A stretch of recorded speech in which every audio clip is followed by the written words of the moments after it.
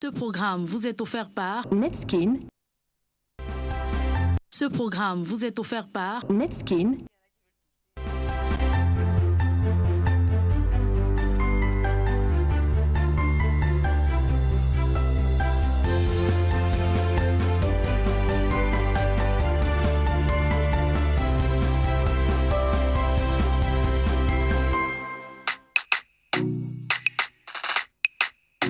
Son corps, c'est la magie.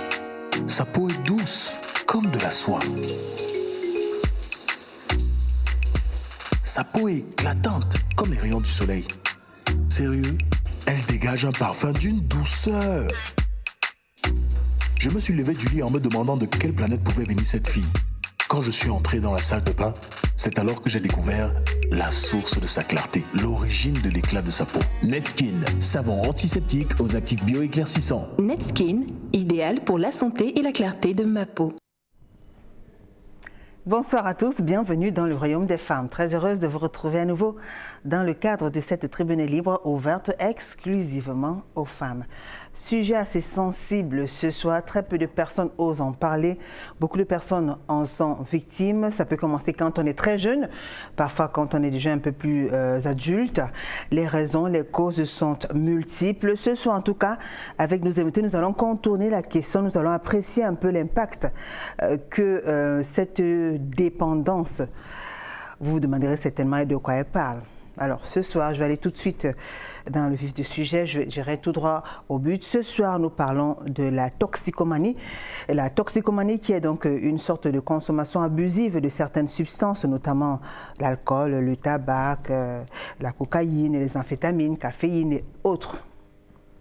Beaucoup de personnes en souffrent, des jeunes en souffrent, que ce soit des femmes ou des hommes, cette forte dépendance physique ou plutôt psychologique à l'une de ces substances-là. Comment on vit cette situation dans les ménages? Ce sont, nous avons des femmes, des mamans qui ont des enfants toxicomanes, nous avons des femmes qui ont été toxicomanes, nous avons des amis, des femmes qui ont des sœurs et des frères toxicomanes. Comment vivre avec un toxicomane? Comment faire face à la toxicomanie? Quels sont les motifs, quelles sont les causes, l'impact et les conséquences? Comment surtout arrêter, reprendre une vie normale, préserver sa santé, rassurer les siens? On en parle dans un court instant.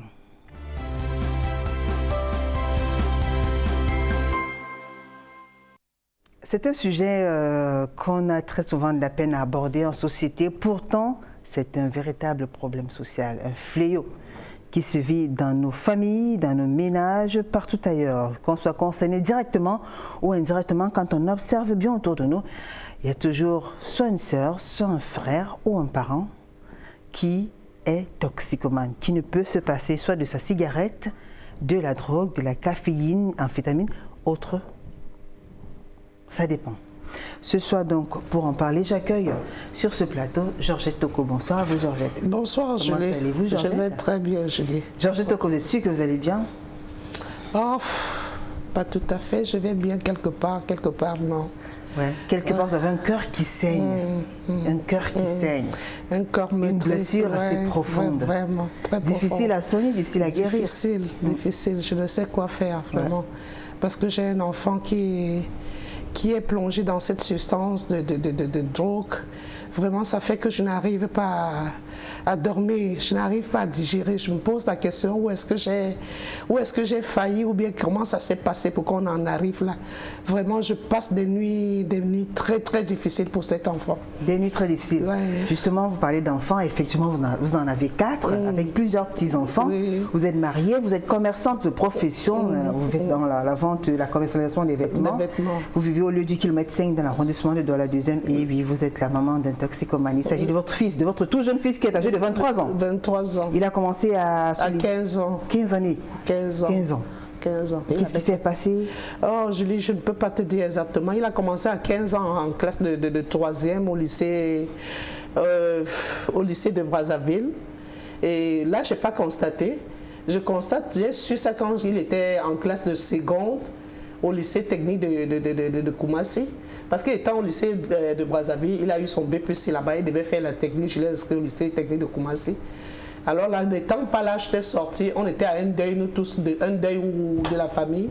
Au village, on l'a laissé à Douala, il était censé être à l'école. Mais subitement, on nous appelle pour nous dire qu'on l'a arrêté et qu'il est en garde à vue au commissariat 6e. Alors là, nous sommes rentrés le lendemain. Il fallait qu'on rentre, on revient. On nous dit qu'on l'a attrapé avec de la drogue en train de fumer. Il s'agissait de quoi comme drogue? C'était le mbanga. Le mbanga. Le chanvre. Ou le chanvre. C'était le chanvre. Le gay, comme ils appellent souvent. Ouais. On l'a attrapé avec il était en train de fumer. Alors là, étant là-bas, on a essayé, il avait 16 ans. On a essayé de négocier. Et puis on l'a relâché comme mineur. Nous sommes rentrés. Bon, depuis ce temps-là, étant même en classe de seconde, il n'a pas pu finir. Il n'a pas pu finir le premier trimestre. Au premier trimestre, il a fui de l'école. C'est comme ça qu'il s'est retrouvé avec des mauvais amis et tout. Les gens m'ont dit, sors-le du quartier, le quartier n'est pas bon, il a des amis, il faut qu'il quitte ses amis, il faut qu'il fasse ceci. Ok, je l'ai amené au lycée technique de Bamendjou. Bon, vous allez nous raconter tout à l'heure, parce que j'imagine quand même que c'est pas facile. C'est pas facile. Pour un parent, vous avez essayé, vous avez fait tout. Je lui ai fait 3 fois la cure de désintoxication à l'hôpital à Kentsédé. D'accord. Vous allez nous raconter un petit peu comment vous vivez ça depuis plusieurs années. Aujourd'hui, 15 ans, à 23 ans, ça fait près de 8 ans quand même que ça dure.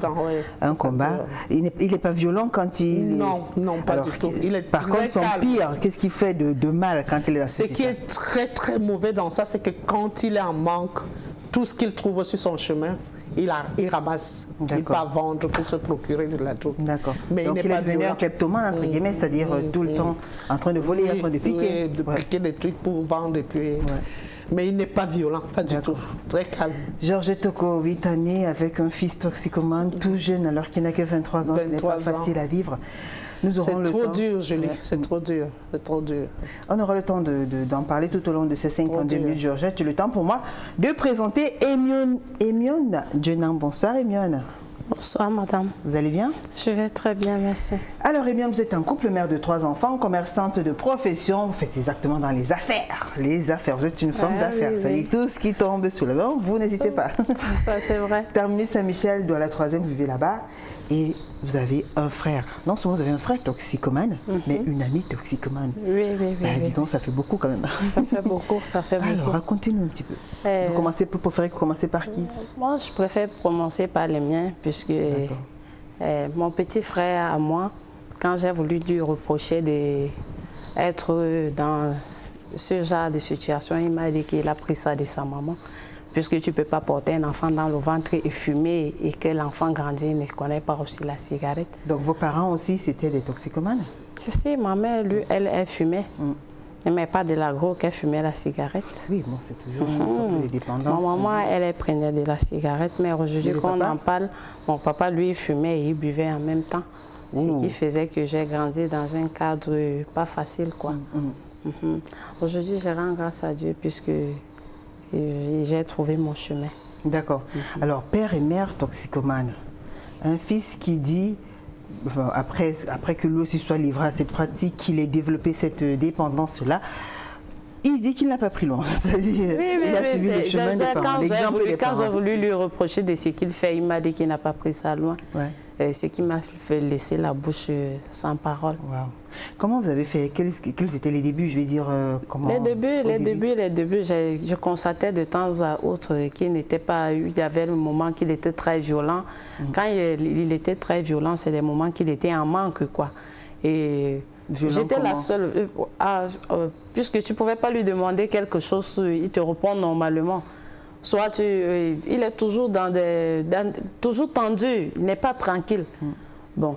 Et ce qui fait que parfois, quand tu mettais même quelque chose, il y a des disparitions des choses parce qu'il va aller vendre pour s'en procurer d'autres. Et par moment, ce qu'il a fait qu'il a plongé tout au fond, c'est parce que la maman n'acceptait pas qu'il était comme ça. Quand j'essayais d'en parler, elle nous refusait catégoriquement qu'il ne peut pas faire des choses comme ça. Elle s'est rendue compte quand il se faisait déjà tard. Ma copine en moi, que je suis en train de parler, elle fume la cigarette. Je ne sais pas si elle prend autre chose que ça. Mais je sais que ça passe sur la cigarette. Elle ne peut pas déposer, elle préfère qu'on vole ses 500, ses 1000 francs, mais qu'on ne vole pas ses pièces. Qu'elle ne manque pas ses 25 ou ses 50 francs quand elle va aller à la caisse pour s'en procurer.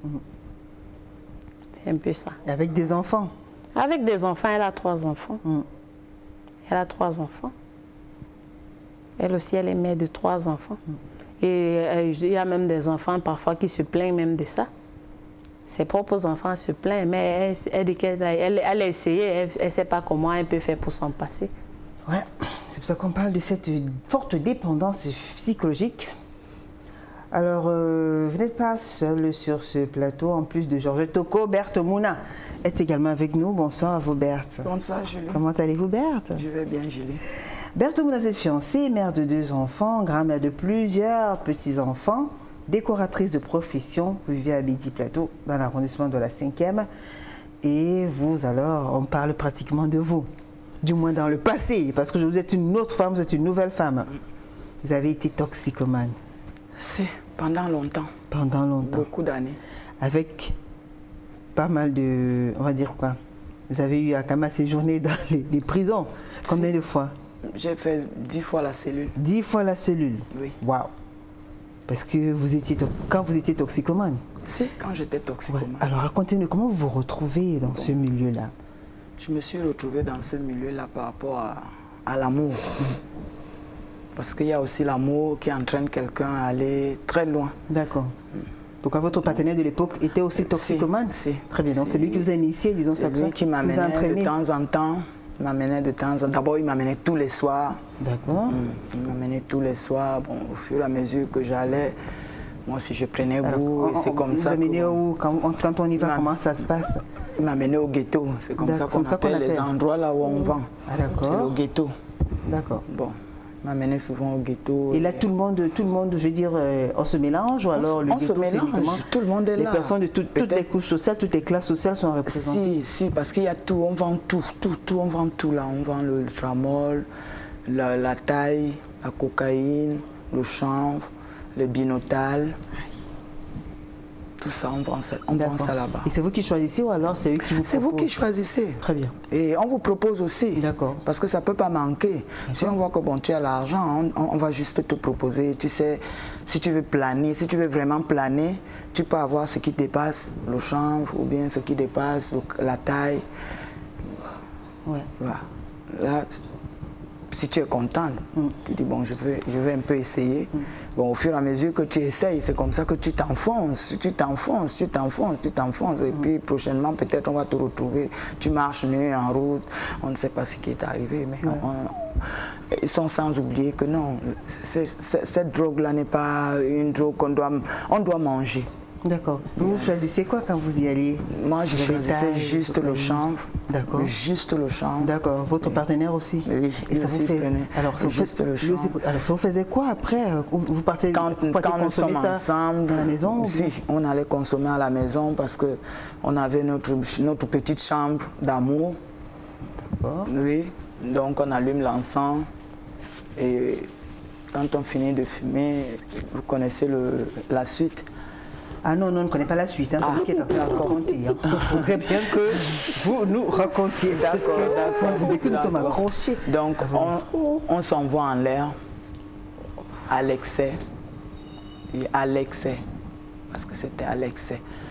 Oui, c'est comme ça. Et c'est ce qui vous faisait du bien ça te faisait du bien. Tu es très contente parce que tu planes. Mais après 5 heures, quand ça finit... 5 heures de temps, quand vous allez le faire pendant 5 heures de temps? Si. Waouh. Et quand ça finit, alors là, on se regarde. On n'a même pas besoin de voir l'autre.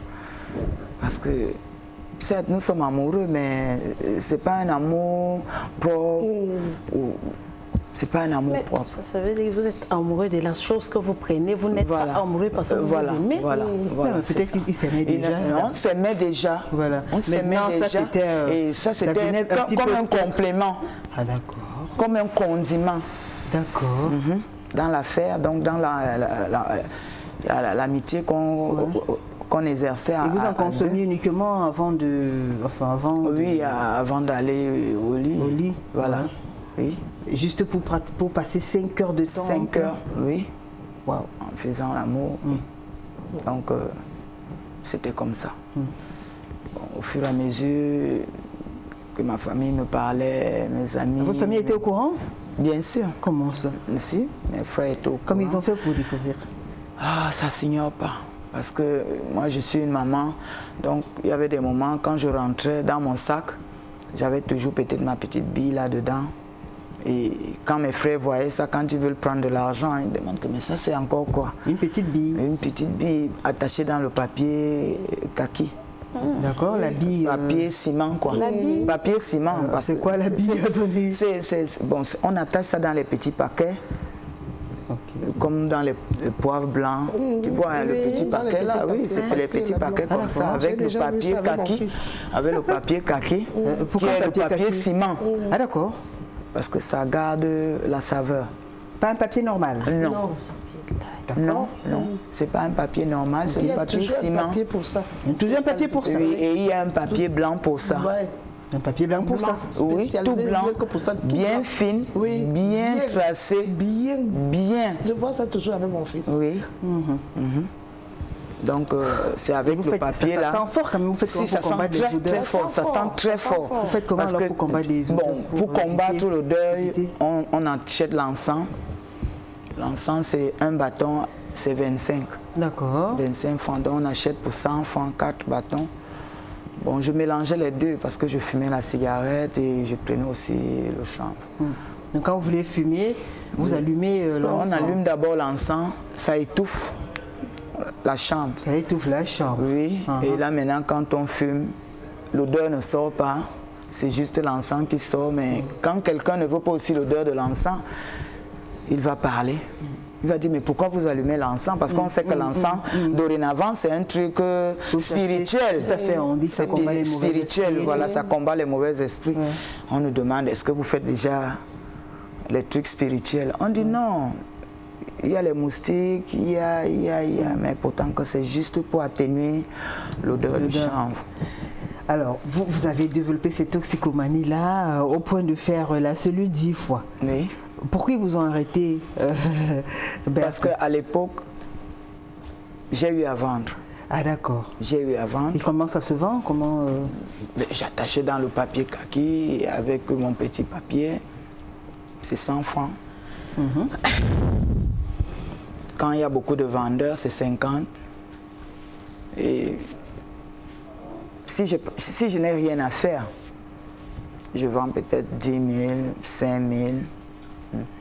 C'est comme ça que je vivais. Uniquement le chanvre indien? Uniquement le chanvre indien, rien que. Rien que. Par jour? Oui, par jour, oui. Oui. Par jour. Je vendais 10 000, 5 000. Quand il y a beaucoup de clients, il y avait des moments où, quand la police arrive, il faut te débarrasser de ça. Et on se débarrasse de ça comment? Mais pour te débarrasser de ça, ou tu jettes ça au cabinet, ou tu jettes ça à la poubelle, personne ne saura. C'est à la poubelle. On va fouiller partout dans la chambre, on ne va pas trouver. Et pour ne pas les mettre en colère, les gendarmes, pour ne pas les mettre en colère, tu laisses une petite bille traîner et si on retrouve de ça, faire quoi, voilà, c'est une seule bille que vous aviez en fait. Tu as 1 an. Tu as 1 an de prison. Je dis oui, il n'y a pas de problème, j'aurai 1 an de prison, je vais sortir, je ne vole pas. D'accord. Voilà. Oui. C'est comme ça qu'ils vous arrêtent? On m'amène à la brigade, je fais 2 jours. Après, bon, s'il y a l'argent, je paye ma tête, je sors. Ou je travaille pour lui. Des corvées? Oui. Aussitôt que vous sortez, vous reprenez à nouveau je le reprends à zéro. Ouais. Parce qu'il faut que j'ai de l'argent. Donc ça vous permettait de gagner assez de l'argent? C'est pas tous les jours que je faisais je faisais la cuisine. D'accord. Ou la décoration. C'était pas tous les jours. Voilà. Donc le jour qu'on me loue, je vais faire la décoration ou la cuisine. Très bien. Voilà. Quand vous avez des propositions. Voilà, quand j'ai des propositions. Et quelle était votre clientèle? Qui sont ceux qui vous sollicitaient le plus? Les femmes. Quel âge environ? Est-ce que les jeunes, des enfants? Des adultes, des enfants? Je regrette beaucoup. Je regrette amèrement. Pour ça, je regrette amèrement. Parce que si parmi peut-être mes neveux, mes enfants, prenez ça. Non, c'est pas bon. C'est pas bon. C'est pas du tout bon. Vraiment, je regrette amèrement par rapport à ça. Le mauvais travail que je faisais de vendre la drogue aux enfants. D'accord. Georgette Toko. Oui, Julie. Alors, racontez-nous donc, votre fils. Julie. Vous êtes une maman désespérée. Comme elle est en train de dire là, c'est Vous reconnaissez pratiquement tout ce qu'elle raconte. Oui. D'ailleurs, vous avez une très bonne idée des différents types. La taille, le caillou. J'ai même vu une fois une petite pipe. Oui, il y a un truc comme une pipe comme ça. C'est ça, c'est ce qu'on prend. J'ai attrapé ça taille. dans sa chambre par 2 fois. Bon, j'ai pris. À chaque fois quand j'attrape, je ramasse, je jette au WC. Quelques 2 jours après, il ramène l'autre, ainsi de suite. Et j'ai vu aussi toujours attaché dans le papier ciment et accompagné toujours avec un petit papier blanc que j'attrape tout le temps dans sa chambre. Bon. Et lui, quand il veut fumer, il allume aussi l'encens? Non, il ne fume pas dans ma maison. Il ne fume pas dans ma maison. Ils ont un endroit là, ils appellent ça le ghetto. Ah. C'est là-bas qu'ils vont fumer. Ils ne fument pas chez moi. Dans chaque quartier, il y a peut-être un ghetto alors. Il y a un ghetto. J'ai strictement interdit. Ils ne passent pas chez moi. Même ses amis ne passent pas chez moi. Très bien. Le ghetto, c'est quoi? Des maisons abandonnées? Les maisons abandonnées, des endroits libres. Peut-être même dans une brousse. Ou dans les herbes. D'autres le font dans les cimetières, il paraît. Si. Ainsi de suite. Même dans les cimetières. Tu trouves le dealer assis sur une tombe. Le dealer, celui qui propose la Celui qui vend, ouais. Celui qui vend. Celui qui vend. Donc on va dans un cimetière pour acheter ces différentes substances. Et tu trouves beaucoup de gens. Tu trouves des gens qui déposent des voitures. Il y a des gens qui achètent beaucoup. Il y a des gens qui ont des véhicules. Il t'appelle au téléphone, il te dit de venir. Tu le livres. Prends pour 10 000 quand il en manque. Vraiment, il ne faut pas qu'un parent souhaite que ça lui arrive. Non, pas du tout. Vraiment, il ne faut pas qu'un parent souhaite que ça arrive et qu'un de ses enfants se retrouve dans cette situation. Avec le vôtre, ça se passe trop difficile. C'est trop difficile, Julie. Ça dit que, comme je n'ai pas failli jusqu'à aujourd'hui, je crois que je ne pourrais plus. Oh, je n'ai pas pu supporter. J'ai eu chaud avec ça.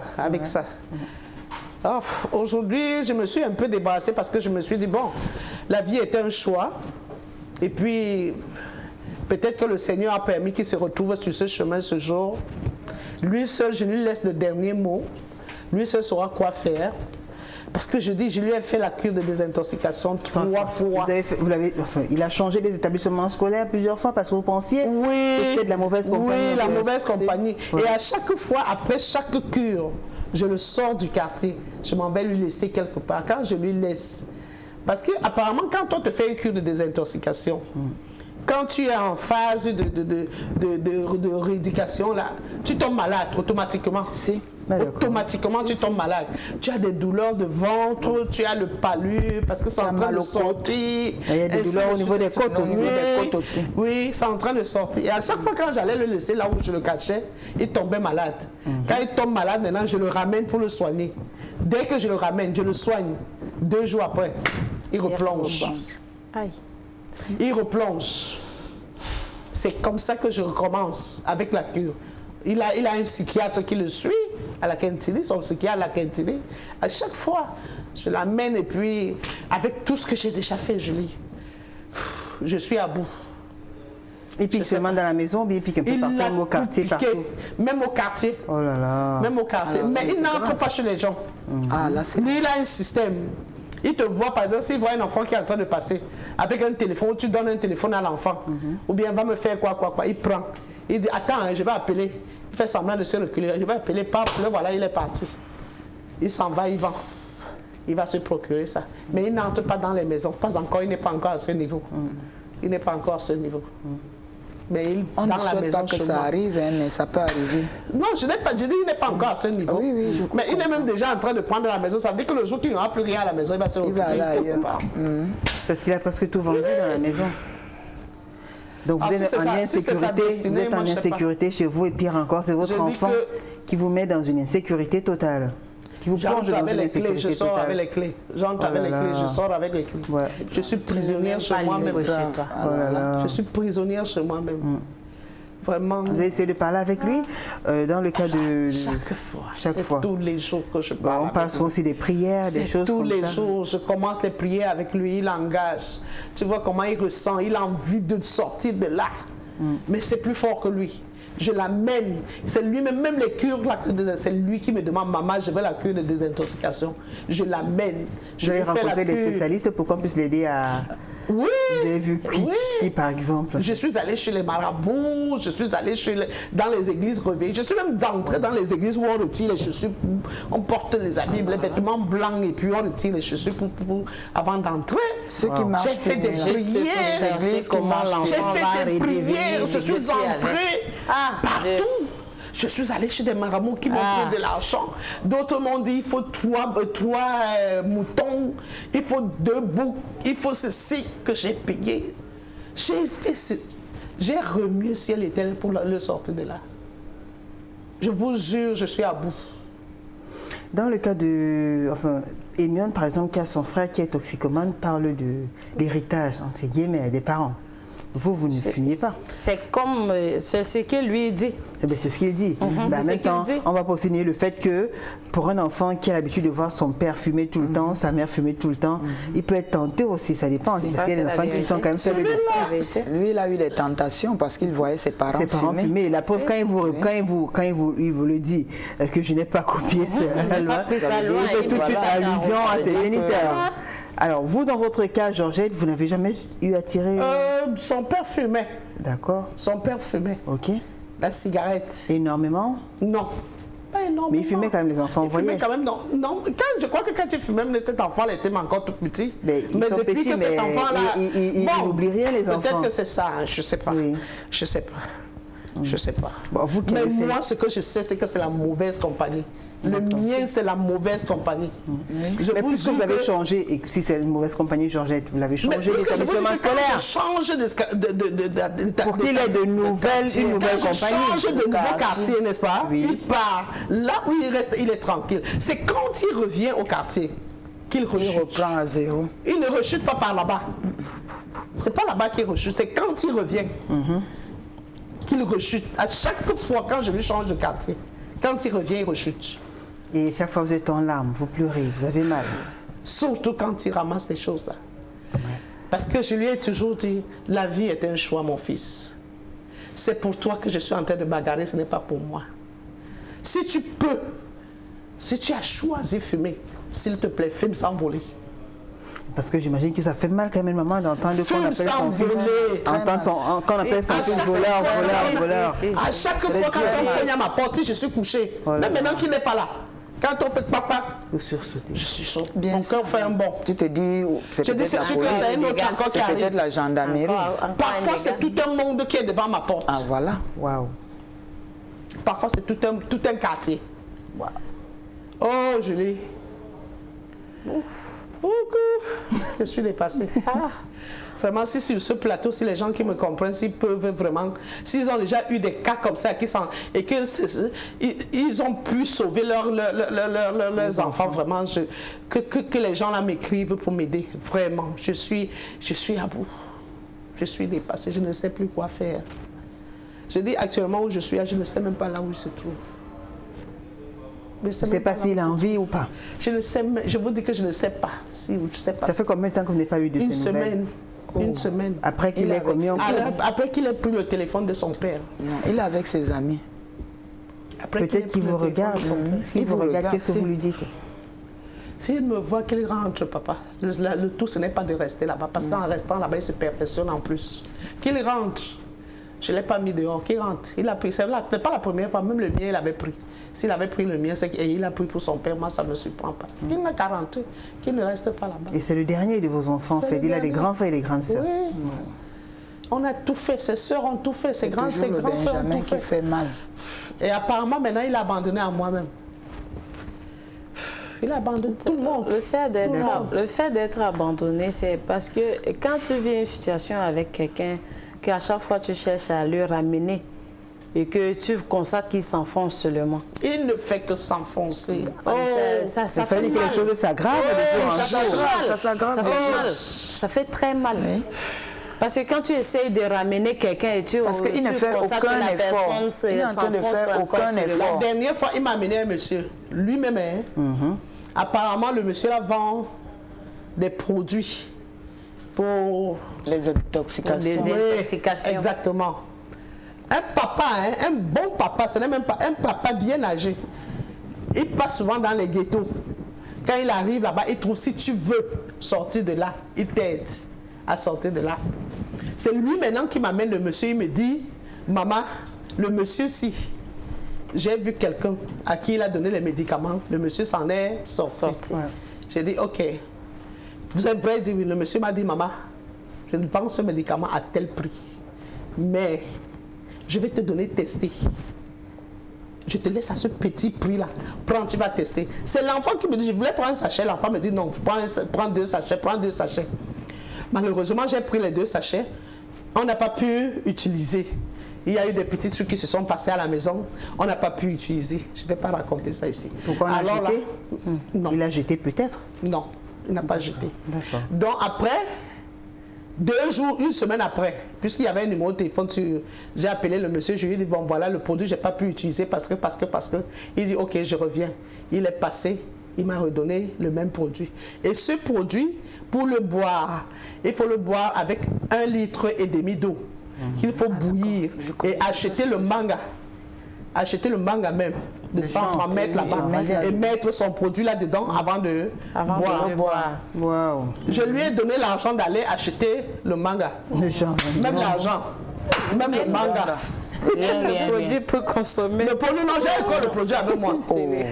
Il n'a pas pris. Vous lui avez donné de l'argent pour aller acheter ce qu'il fallait pour respecter le mélange. Et il a profité pour acheter d'autres. Il est parti acheter l'autre pour fumer. Au lieu d'acheter pour venir se soigner. Pourtant, c'est lui qui j'ai encore le produit. Pourtant, c'est lui qui m'a amené le monsieur. Mais vous gardez donc, je venais alors pour vous dire qu'il y a des moments. Il y a des moments qu'il a vraiment envie. Il me dit, maman, je veux sortir de là. Je veux. Il est étouffé. Mais quand il commence. Ou quand ils vont souvent là-bas, ça se passe comment? Où ils se disent entre eux, non, n'accepte pas, ne fais pas ça. Ne fais pas. C'est sûr il y a des mauvaises amies, il y a des mauvaises amies qui nous disent, donc tu nous laisses déjà. Donc tu veux déjà nous laisser. Et il y a des menaces, hein? Ah bon? On sait qu'il y a des mauvaises amies. Il y a des menaces, il y a des mauvaises amies. Voilà, c'est ce que des mauvaises amies. Il va te menacer. Il va te dire, donc toi tu me laisses. Toi, tu veux déjà être bien avec ta mère. Tu me laisses ici dans les problèmes. Moi, je n'ai pas de mère. Il te menace. D'autres même sortent les couteaux pour te menacer. Si, dans le ghetto, on je vous jure, j'ai réfléchi ça comme ça. Parce que je te dis que l'enfant, là, à chaque fois, tu sens qu'il a envie. Mais quand il commence ça, c'est que tu ressens comme déjà un changement. Tu ressens déjà. Parfois, il reste à la maison, même 1 semaine, il me dit, maman, si les gars là me cherchent là, dis-leur que je ne suis pas là. Dis-leur que je ne suis pas là. Et vous connaissez ces gars, vous les connaissez? Parce qu'ils ont une façon de d'appeler. Ils ont une façon d'appeler. Que je connais déjà toutes ces choses-là. Voilà. Quand ils appellent, je lance déjà l'œil. Je les chasse. Chasse-les, je les chasse. Quand ils font comme ça, là, et pendant au moins 1 semaine, ils ne le voient pas. Après, je ne sais pas comment ça se passe. Ou quand je sors, ou c'est comment, ils envoient un enfant. Oui, on le cherche. Ils envoient un enfant.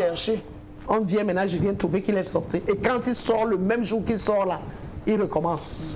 Alors Berthe, par exemple, avait l'habitude de le faire. En fait, quand elle consommait du chanvre indien, ça lui faisait du bien. C'était pour se mettre davantage à l'aise avec son partenaire de l'époque. Vous, votre fils, qu'est-ce qu'il recherche exactement? Est-ce que vous avez essayé de lui demander, de lui poser la question? Qu'est-ce qu'il a dit? Qu'est-ce qui t'amène? Qu'est-ce qui te fait prendre ça? Je te jure, il ne m'a jamais répondu. Parce que il venait pas une idée? Vous n'avez pas une idée? Je vous dis que c'est la copine. Sa copine aussi en consomme. Sa copine ne consomme pas, c'est la copie des amis. Il a une copine? Je dis c'est la copie des amis, il copie les amis. Il a une copine? Oui, la mère de son enfant. Oui. En plus, ils sont dans de bons termes et tout, elle est au courant. Non, elle-même n'est pas très contente de ce qu'il fait. Ouais. Elle-même n'est pas très contente. Parce que ça l'amène parfois, même l'enfant, il ne passe pas à regarder.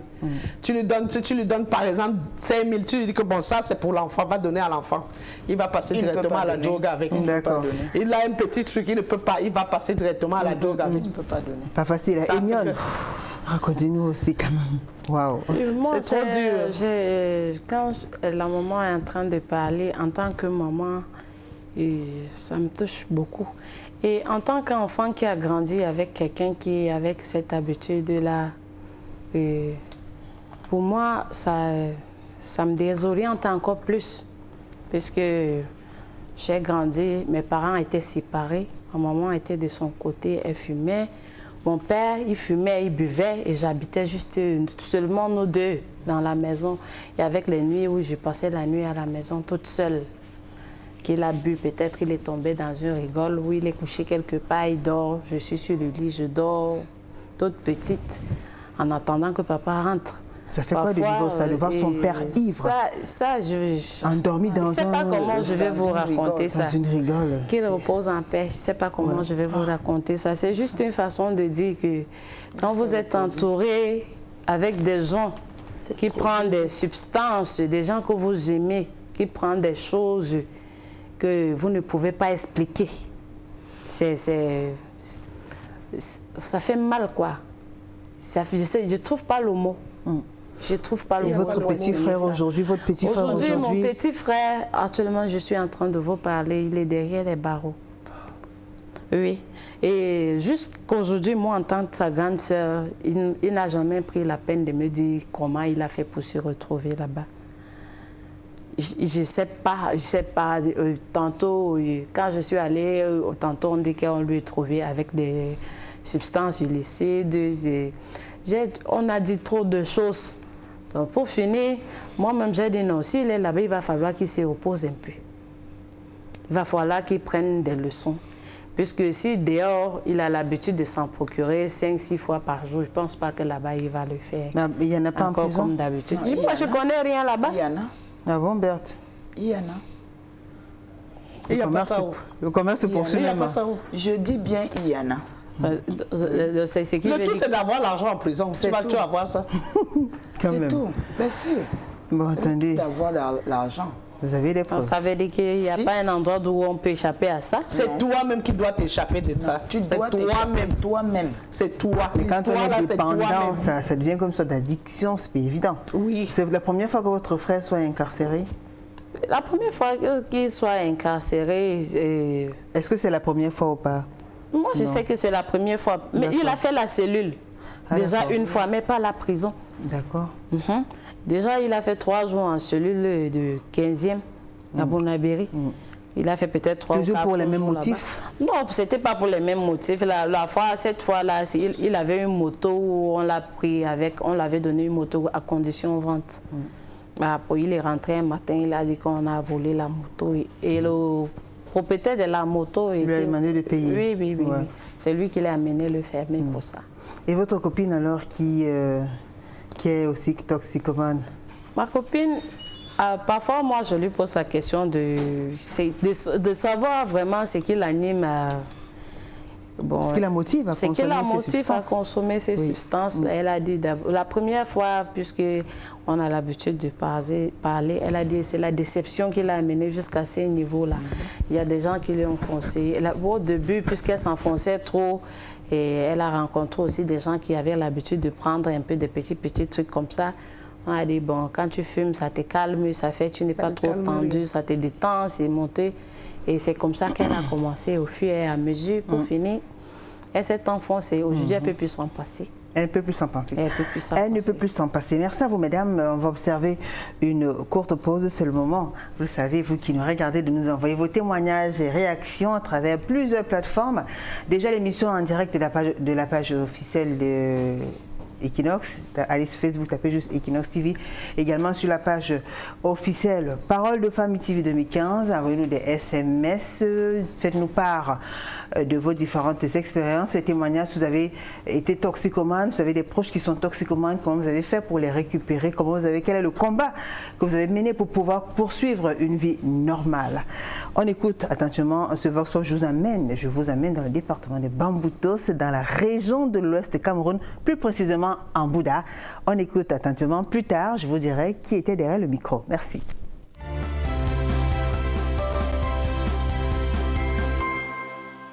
Je vis dans un quartier où les jeunes ont bâti un endroit où ils fument constamment la drogue, ils consomment constamment la drogue et ils ont bâti cet endroit, la forêt de l'université.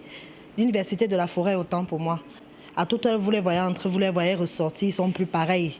Vous sentez qu'ils ont changé de mine.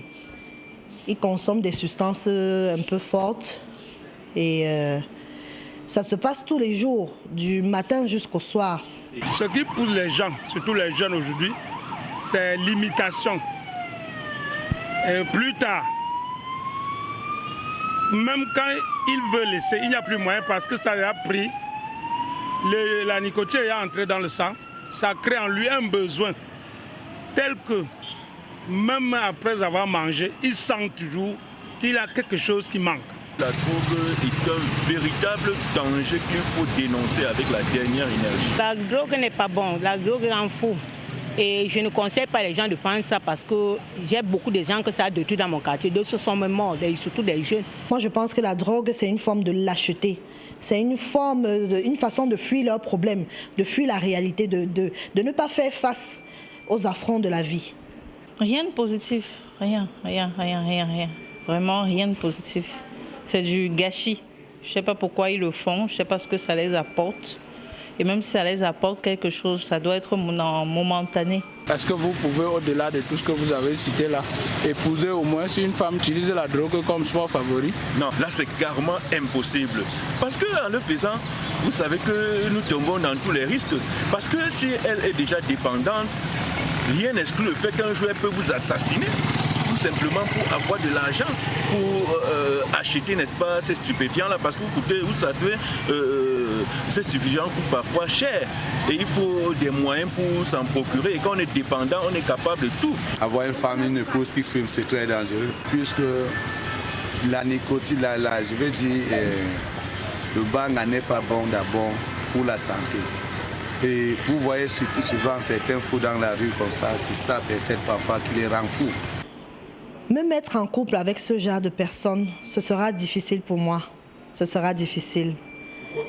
Parce que je ne saurais pas m'y prendre avec ce genre de personnes. Je ne saurais pas m'y prendre. Je ne sais pas si je vais réussir à le faire sortir de cette atmosphère-là. Je ne saurais le faire. Je ne saurais. Quand ils fument déjà, ta vie en danger. Et au nom de ça, ça nuit aussi à la santé. Et quand ils fument, même juste quand ils sont à côté de moi, ça me met mal à l'aise. Oui. Ils se comportent comme des animaux, donc sinon je n'aime pas quelqu'un qui se trouve. Une femme qui prend la drogue, tous ses actes seront toujours négatifs. Parce que quand elle fume déjà ça, ce soir, elle finit avec toi. Si on fume, quand une femme fume d'abord, ça c'est pas pour le bien. Je ne sais pas ce qui est pas une femme à fumer la drogue. C'est parce qu'il m'a mis une femme assez à un niveau où il peut se droguer. Par exemple, se drogue déjà. Les effets sont déjà négatifs. Jamais je ne pourrais pas être en couple avec quelqu'un qui consomme de la drogue. Peut-être qu'il a fait et qui a arrêté, qui ne le fait plus, oui, mais qui le fait encore, non, je ne pourrais pas me mettre en couple avec lui. À cause des conséquences que cela entraîne. Les gens qui consomment de la drogue sont violents, ils sont agressifs, ils n'ont aucune douceur. Ils ne se préoccupent pas de l'autre. Déjà, ils dilapident l'argent parce que financièrement, il faut tenir compte que, voilà, ils l'achètent, ils ne le cueillent pas. Donc, voilà, je ne pourrais pas. Les conséquences de la drogue, nous tous, nous les connaissons. Hein. Il n'y a jamais de conséquences positives. Il est bien vrai que d'aucuns disent que la drogue aide les patients atteints du cancer. Je ne le sais pas, je ne l'ai pas encore vérifié. Mais pour moi, ça reste un aspect très négatif. Ça reste un aspect très négatif. C'est pas bon pour la santé et surtout pourquoi parfois ça rend dingue. Les conséquences de consommer de la drogue, comme je disais tout à l'heure, l'agressivité surtout. La majorité des jeunes qui consomment cette drogue en général ne sont plus assidus à l'école. Et qui dit pas d'école, dit pas d'avenir. Il y a aussi les finances, comme je disais tout à l'heure, en général, ceux qui travaillent, qui sont financièrement indépendants ou pas et qui consomment cette drogue n'ont pas d'objectivité, de projet de vie parce que voilà, tout y passe. On peut mieux faire sans la drogue, on peut mieux faire. Il y a d'autres façons, de meilleures façons de s'évader, d'avoir du courage, parce que certains disent que c'est pour avoir du courage, je ne sais pas trop. Il y a d'autres façons de le faire. Il y a des séminaires sur le développement de soi, et puis voilà. Il y a d'autres possibilités. J'ai vu les effets de la drogue, parce que quand vous en prenez, elle vous donne exagérément de force. Pour d'autres, on a essayé ces effets sur ce qu'on appelait précisément le banga. Alors, il vous donne des effets désastreux. Vous pouvez bavarder de 6h jusqu'à 18h sans vous en rendre compte. Alors, après, quand les effets ont diminué, que vous demandez que mais je suis où, qu'est-ce que j'ai fait et qu'est-ce qui m'arrive. Donc, mais je ne conseille pas aux gens d'en prendre. Je conseille à mes jeunes d'essayer ce que c'est que la drogue, mais n'en est pas bien. Moi, le conseil que je peux leur donner, c'est d'essayer de mettre la drogue de côté et d'affronter la réalité de la vie. D'essayer de vivre leur vie comme il se doit. Parce que moi, je pense que la drogue, c'est une forme de lâcheté. C'est une façon de fuir leurs problèmes, de fuir la réalité, de ne pas faire face aux affronts de la vie.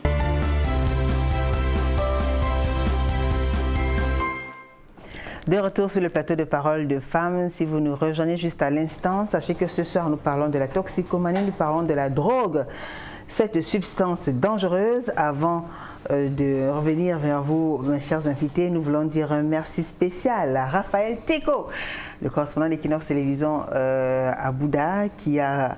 c'est lui qui a recueilli toutes ces différentes réactions. Merci à vous, Raphaël Teko. Un bonsoir particulièrement à vous et à votre famille. Meilleurs vœux aussi.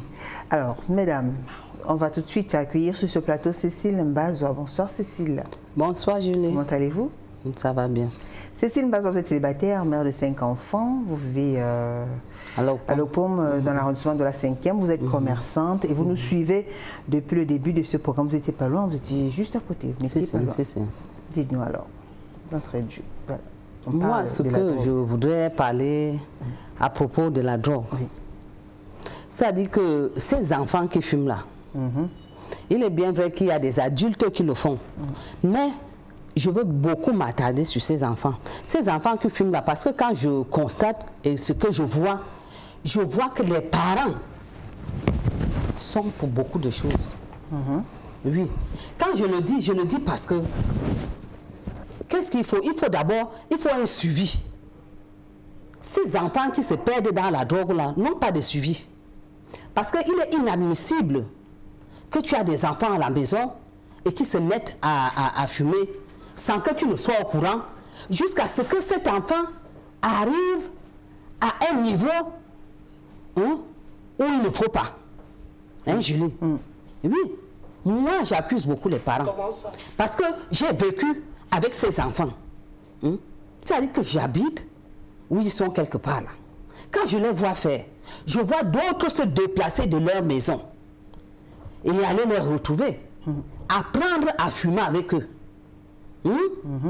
Mais toi, Julie, un enfant qui se lève à 20h de la maison de ses parents pour retrouver ses amis. Julie, un enfant de 14 ans. C'est possible? Ça se passe comment? Ses parents sont où?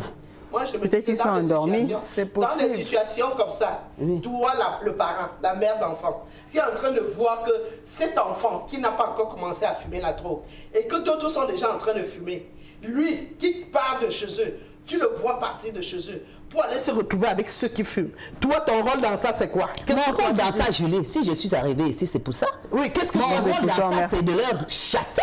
Non, tu avertis d'abord le parent. Je les chasse d'abord. D'abord, et tu avertis le parent. Je les chasse d'abord et je vois le parent. Parce que tu ne peux pas accuser le parent. Et je vois le parent. Peut-être on voudrait interpeller la responsabilité des parents. Ce qui se passe même là, quand je m'en vais vers le parent, le parent n'accepte pas comme que son fils est un toxicomane. Je suis en train de saboter son fils. Donc il y a beaucoup ainsi de suite. Donc il y a très peu de parents qui acceptent. Est-ce que ça aide? Ça n'aide pas? Il y a des parents. C'est pas que les parents qui vont accepter. Il y a des parents qui n'acceptent pas. Il y a des parents qui n'acceptent pas. Et ils voient que tu es en train de saboter son enfant.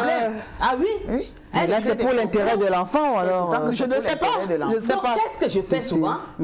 Je préfère appeler cet enfant un conseiller tel que je fais avec mes propres enfants. Ah oui, Julie. Parce que déjà, tu vois ton enfant déjà, il y a de nos jours aussi. Quand tu vois déjà un enfant marcher dans un groupe, ça ne va pas. C'est vrai. Il faut interdire les groupes alors? Il faut interdire ces amitiés. Tu vois des enfants. Maman, quand vous parlez d'interdire, là, c'est pas facile d'interdire. C'est pas facile d'interdire. C'est question d'éducation. Non, il n'y a même pas d'éducation dans ça. L'éducation. Il n'y a pas d'éducation parce que moi qui te parle et qui suis victime là, si c'est domaine éducation, mon fils là, respectueux. Je dis que tu vas quand vous parlez de respectueux, et ça s'est donc passé comment pour que cet enfant arrive à ce niveau? L'enfant est arrivé à ce niveau à l'école. Mais c'est pour ça que je dis ceci. C'est à partir de l'école que l'enfant a tout ça. Moi-même, j'ai à l'école. Moi-même. Peut-être qu'elle dit que même à l'école, il faut faire un suivi. Il faut contrôler les camarades. J'ai aussi des enfants à l'école. J'ai des enfants à l'école. Dernièrement, il y a eu un cas dans l'établissement de ma fille, dont je ne suis pas le nom ici présent. Ces enfants ont fait la même chose là-bas. Et moi, qu'est-ce que je fais? Je cause avec ma fille. Chaque fois, je l'appelle, je fais ceci. Je dis, même les filles sont dedans, hein. Des petites filles. Hein. J'en ai vu plein dans ce groupe. J'appelle ma fille de temps en temps, tous les jours. Ma fille me dit, oh maman, aujourd'hui là à l'école c'était grave, les enfants ont fumé. D'autres, je voulais passer à côté. Même si elle fume, elle ne te dira pas qu'elle a fumé. Elle ne te dira pas qu'elle a fumé, même si elle fume. Là n'est pas mon problème. Parce que là n'est pas mon problème, Julie. Quand l'enfant vient déjà t'interpeller ainsi, tu comprends, Julie? Qu'est-ce qu'il faut faire? Il faut commencer les conseils. Tu dis à ma fille, comme tu vois là, la drogue, c'est comme ça. La drogue, c'est ceci. La drogue, c'est cela. Hein? Il ne faut pas, parce que tu risques. Parce que. Donc, ceux qui sont en train de faire là, c'est pas bien. C'est pas bien. Tu dis que qu'est-ce qu'ils ont fait? Hein? Et qu'est-ce qu'on a pris comme décision pour eux? Hein? Elle me dit, maman, vraiment, moi-même, j'ai peur même déjà de ce gars. Je dis que non, ne l'approche pas. Ne les approche pas. Hein? Il faut les laisser. Laisse-le. Si quand tu les vois même, ne les approche pas. Même si on te salue ou bien ceci ou cela, évite. Donc, moi, ce que je fais, je conseille l'enfant. D'accord. Donc, pour vous, les même parents, si elle est dans le groupe et tout ça, et j'interdis cet attroupement des enfants à chaque fois qui marchent, qui montent, qui descendent, des bandes là, des sorties inutiles là et tout ça. 5 personnes, 6 personnes. Déjà, je ne vois pas comment mon enfant rentre de l'école. Hein, Julie? Le soir, on me dit qu'elle n'est pas là. Ou bien parce que je suis partie me coucher, que l'enfant est sorti. Tu es sorti comment? Ça s'est même passé comment? Qu'est-ce qui s'est passé? Moi, je ne sais pas. Donc, si vraiment, moi, j'interpelle les parents de rester vraiment attentifs à ces enfants. Il faut beaucoup les regarder. La vigilance des parents. Parce qu'à de nos jours-ci, là, vraiment, ce problème de drogue-là est en train de prendre l'ampleur. L'ampleur. La drogue était réservée telle que moi je connais quand moi je grandissais. Je voyais les pères fumer la drogue. Mais de nos jours, la drogue c'est pour les jeunes. Les enfants. On a vu ces enfants vivent dans les maisons familiales. C'est pour ça que moi j'interpelle les parents.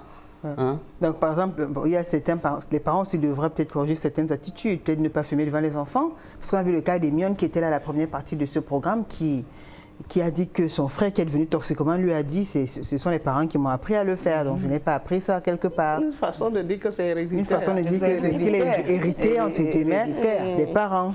Alors, donc, un parent, parce qu'il y a des parents quand même qui sont toxicomanes, qui nous écoutent, ils devraient éviter de fumer ou de consommer toute forme de substance, ces différentes substances-là devant les enfants, peut-être. Si. Parce que là, c'est un autre problème. Ailleurs, par exemple, aussi, dans les pays plus développés, 14-15 ans, on fume la cigarette et tout. Voilà. Déjà, ce que moi, je vais dire, que quand un enfant fume déjà, un parent même qui fume devant les enfants, vraiment, c'est déjà autre chose. C'est pas bon. C'est pas bon. C'est pas bon. Et si on parlait des conséquences de la toxicomanie? C'est beaucoup, Julie. La conséquence, c'est le chaos, hein, Julie. C'est beaucoup. Parce que ces choses-là, comme on appelle drogue, là, drogue, c'est comme quelque chose, je ne sais pas, comment on peut dire, c'est l'attirance, c'est le charme, c'est quoi. Parce qu'une fois entré, pour t'en sortir, Vraiment, Julie. C'est comme un alcoolique, même un alcoolique. Oui. Quand il est déjà plongé, il ne sort pas. Hein, même, on parle seulement de la drogue. S'il ne tombe pas malade. Mais d'abord, s'il tombe malade, il se relève, il reprend. Berthe, elle a fait comment pour arrêter? Vous avez été malade, gravement malade? Je n'ai pas été malade. Oui. C'est juste les choses de la vie. Quand j'ai vu comment mon âge montait déjà, j'ai dit non. Il ne faut plus que je fume. Je ne vois pas pourquoi je vais toujours fumer. J'ai déjà des petits-enfants. Un jour, ils peuvent arriver à la maison brusquement et on trouve une odeur incurable dans la maison. Et ils vont demander, mamie, ça c'est quoi? Qu'est-ce qui sent là? Tu vois, c'est pas bon. Ça ne vous honorait pas. Voilà, c'est pas bon. Donc personnellement, vous avez décidé d'arrêter personnellement? J'ai arrêté, j'ai pas pris les comprimés, rien. Vous n'avez jamais suivi rien de désintoxication? Rien, même la cigarette, j'ai arrêté. Vous consommez encore un petit peu d'alcool quand même? L'alcool, c'est peut-être quand il y a une petite fête, parce que bon, je ne sors plus beaucoup comme avant, quand j'étais jeune, parce que maintenant là, je suis plus jeune, que je vais aller rester au bar avec les enfants de 16 ans. Parce que c'est les enfants de 16 ans qui traînent dans les bars maintenant, dans les snacks. Ils volent sa maman à la maison ou son père, il vient se faire voir au bar ou au snack. Marette Camus, bonsoir. Julie, fumer pour s'éloigner de ses soucis est une lâcheté. Chacun doit apprendre à affronter la vie avec ses méandres. On va commencer, les messages sont nombreux quand même. Corinne Leslie Palagnamen, ce problème est vraiment difficile à vivre. J'ai vécu la même chose avec mon petit frère. Finalement, on a dû l'envoyer fréquenter en Afrique de l'Ouest. Là-bas, il vit seul et on l'a inscrit dans une université privée. Ça l'a déconnecté de sa mauvaise compagnie. C'est tout. Depuis 4 mois, il va de mieux en mieux. Même son teint naturel est revenu par la grâce de Dieu. Ça nous redonne espoir. Raoul Forme, fléau social, Tata Julie, c'est grave. Chaque secteur a son ghetto. Voilà. Joanna Wandidi, il lui faut 2 semaines chez le Warman. Noël Météo, bonsoir Julie. La solution, c'est l'internat. J'ai un cousin avec qui ça a marché. À l'internat. Si on a NG mort de rire, le problème des parents africains, c'est pas la compagnie. Envoie-le donc au village. Jean-Baptiste Djedja, Julie, ces enfants qui se trouvent dans la drogue sont en majorité les enfants d'Orloté. La maman qui demande de l'aide là, elle peut me contacter en inbox, je vais l'aider à mon niveau. Merci. Hervé Zoya, je peux essayer de comprendre la maman en jaune là car c'est pas facile de sortir de là. J'en connais qui sont rentrés là et sont restés dépendants ensuite. Une vie perdue, tout ceci est dû à la mauvaise compagnie. Les parents doivent être vigilants sur la fréquentation de leurs enfants. C'est la mauvaise Sunshine, la mère en robe bleue la passe toujours. Si on a MG dit l'addiction, c'est une autre chose. Hein. Ben, c'est fini, elle place ses temps. L'heure est vraiment pas facile ce que vous vivez. Il faut se mettre à votre place pour essayer de comprendre le dixième de votre ressenti. Merci. Courage à vous, mes mamans, Laure, depuis le Canada. Merci, pardon. Merci. Alors, il y a plus assez de temps. On va permettre à Cécile, quand même, qui nous a rejoint à la deuxième partie de ce programme, que le message vous adresse à qui particulièrement à tout le monde, aux jeunes, aux parents, aux mamans. Nous vous écoutons. Ils vous écoutent aussi. Particulièrement, pour commencer, aux parents. D'accord. Aux parents. De beaucoup s'occuper des enfants. Faire attention. Parce que ces enfants-là, quand vous les voyez déjà changer de part à la maison, changez aussi l'attitude avec eux. Parce que ce qu'on vient de dire là, que c'est les enfants Dorothée, d'habitude, qui sont dans ce problème de drogue-là. Un enfant Dorothée, tu es obligé de laisser l'enfant sortir. L'enfant, maman, je vais aller à la piscine. Maman, de faire comme il veut, disons, de céder à ses caprices. Céder à ses caprices. C'est ça. Donc c'est pour ça que je fais appel aux parents. Je fais appel aux parents. D'accord. Et aux enfants, vraiment, je leur demande pardon. Ça, c'est l'avenir gâché. D'arrêter de fumer la drogue. La drogue ne les amène nulle part. Il n'y a pas de drogue qui donne la sagesse, il n'y a pas de drogue qui donne quoi que ce soit. D'accord. Georgette Toko. Oui, pour sortir. Pour sortir, qu'est-ce que je vais dire? Je vais dire tout simplement à tous ces enfants qui sont dans la drogue. C'est pas facile, c'est vrai. Quand on est déjà plongé, c'est pas facile. Mais c'est la volonté, quand on a, qui veut peu, comme on dit souvent. Qu'ils fassent des efforts, qui luttent contre ça. Parce que si vous ne luttez pas contre ça, vous n'allez pas vous en sortir. Et je dirais aussi à ceux qui n'ont même pas encore commencé et qui ont des fréquentations dans les environs, de ne même pas essayer, de ne même pas commencer. Et pour en finir, nous les parents, comme la dame disait tout à l'heure, en principe, moi, c'est pas parce qu'il y a eu un délestage, un machin. Mon fils, lui, il a commencé. Il l'a appris à l'école. C'est à l'école qu'il commence ça. Merci. Vraiment. Berthe Mouna. Moi, ce que je vais dire aux jeunes, c'est de laisser vraiment la drogue. Qu'ils laissent la drogue. La drogue n'est pas bon. La drogue n'est pas bonne. D'ailleurs, c'est une substance dangereuse, thématique de ce soir. Merci également à Mion Dionan qui était à la première partie de ce programme. Merci spécial à Raphaël Teko de Bouddha, Marlise Minkumo, François Dikoumé, Francis Boyom, Innocent Abega, Dani Warren Zede, Carlos Minoué, Nathalie Chunjang qui nous a maquillés et enfin Dani Warren Zede aussi, Alice Léon Gassa. Merci à vous d'Alastana. Je vous rappelle les rediffusions jeudi à 15h, samedi à 11h. On se retrouve mardi prochain avec le même plaisir et le même sourire. Bonne soirée sur Equinox Télévision. Au revoir. This program was brought to you by Netskin.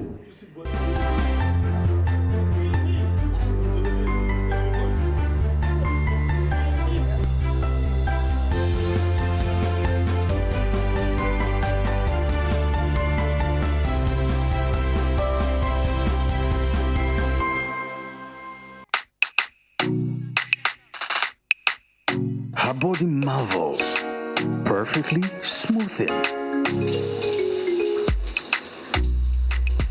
bright like the sparks of the moonlight. Seriously, wearing that Yumi fragrance.